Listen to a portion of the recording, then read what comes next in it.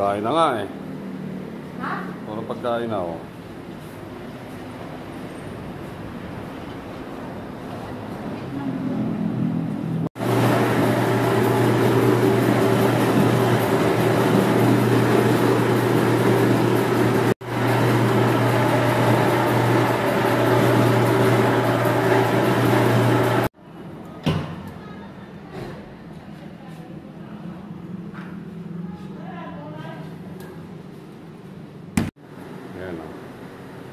Tapos, ito, napalaki lang ng konti.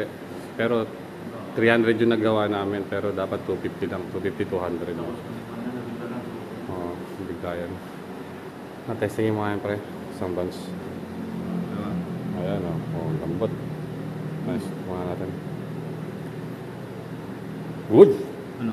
Good. Good ba? May pinost na ako eh.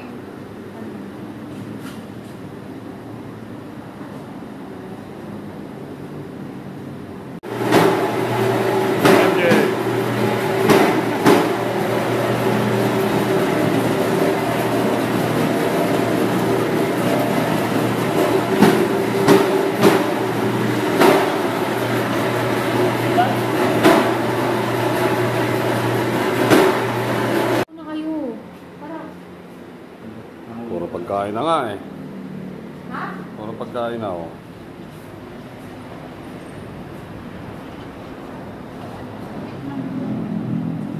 So ito yon yung ginawa namin na sample today. Ano yun? Ito no? 250.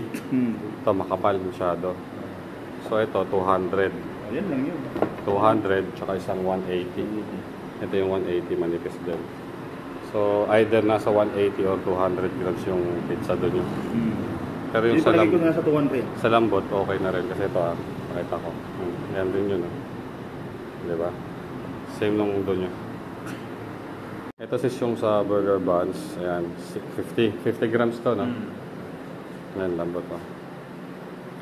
Tapos, yung sa pizza naman, ito. Labo nung kanina. Ito, 250, masyadong malaki. Pero, same yung texture niya. Katulad na rin ng sa inyo. So, good sa to. Ito, gumawa kami ng 250. Tapos, ito 200. Ito naman, 180. So, either nasa 180 or 200 yung doon yun. Pero texture, lasa, ito. Mas okay naman, mas matamis ng konti. Pero texture, tsaka lambot, pares na. Nakuha na. Ayan siya. Okay. So, nasa 180 or 200 tayo.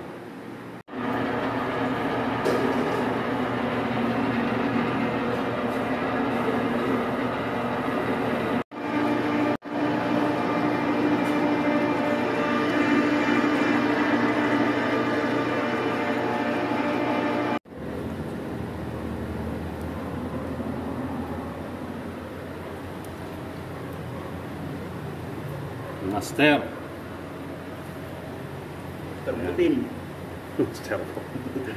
Master Putin. Master Donut. Donut. So, normal donut. Ito, cheese. Donut fried.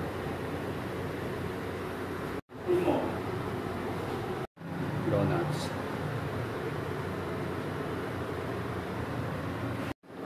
Cheesy milk donut, milk tea donut, and Yema. Yema donut.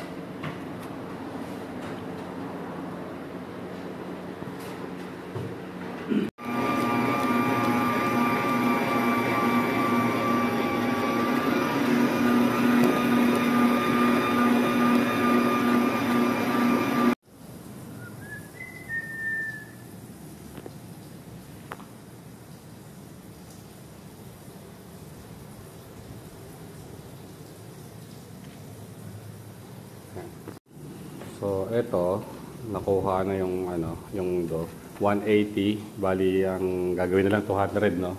Para makuha yung same. 90% lang siya, 90% cooking. So, ganyan din siya. Yan, biyakin natin. Ayan na. Nog-nog! Nandun tayo niya, eggnog. Ay, Oo. Gusto ko pangalan dyan, eggnog. Eggnog.